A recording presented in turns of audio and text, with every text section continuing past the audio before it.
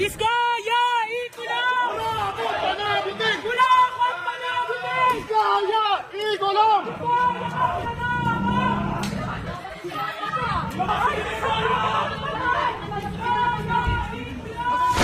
Na talagang ito, kahayupan na ito.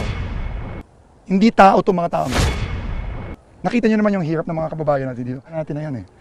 Pero itong hayop na wawaw, itong project na to, bibigyan ko kayo ng kopya nito. No? Bibigyan ko kayo ng, ito yung project briefer na galing sa DPWH.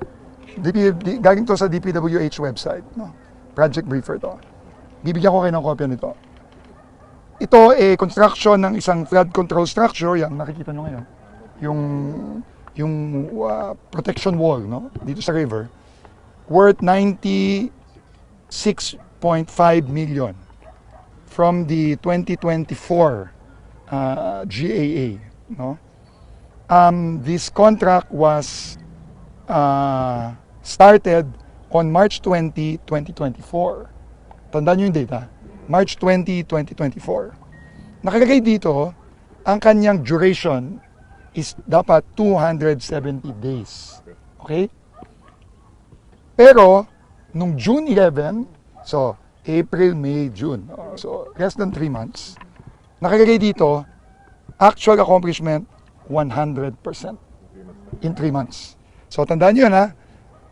270 days dapat. Di ba? 3 months, wala pang 3 buwan, nakalagay dito, 100% accomplished na siya. At kumulekta na yun, sir?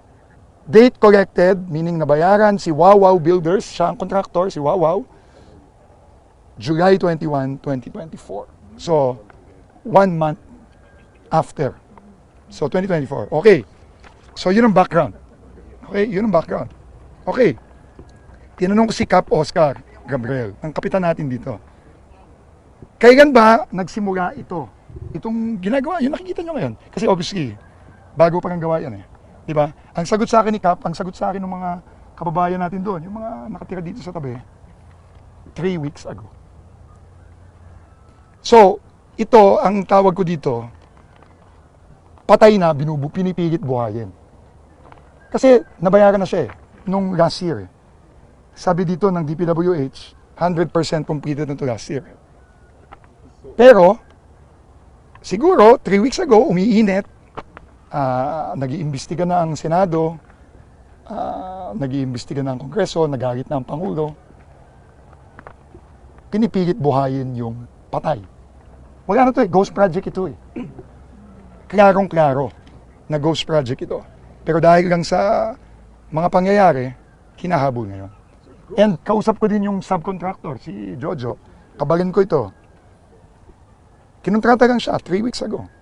No, 3 weeks ago. Bayad na to, ha? Tandaan nyo, bayad. July 2024, bayad na to. Naka-record sa DPWH, completed. Ito na ang pinakamagaling at pinakamabilis na contractor na nakita ko.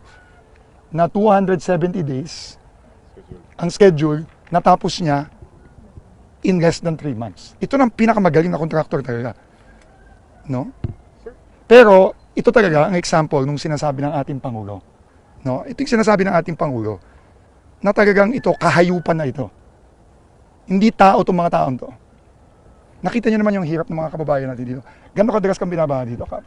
Actually, never naman binaha. Last na pagbaha po is 1997. Oh, pero ngayon, Ngayon po, hindi naman. Hindi Hindi naman. ka naman binabaha. Hindi naman po. Hindi ka ba nagulat na may ginagawang flood control dito? Actually, hindi naman po kasi medyo, ito po kasing area ng Casa Vista is medyo mababa kaya may possible din May talagang possible. bahain. Pero ito talaga, wala to last year. Ito. Yes po, Wala bali yung mga dulo lang po at saka yung simula. Pero yung pinaka-gap, wala po. So, this is almost a 100 million project. Okay, 100 million. Ito talaga, ninakaw yung 100 million na yun. Ninakaw yun. Wala eh. Wala ito eh. Ngayon lang ito nagkaroon eh. Ngayon lang hinari si Jojo eh. Subcon lang yan eh. Di ba wala siyang kasalanan. Naghahanap buhay lang yung kababayan natin na yan eh. Pero itong hayop na wawaw na ito. Gusto ni bagong DPWH Secretary Vince na linisin ang kagawaran at siguruhing tapos na ang panahon ng katiwalian.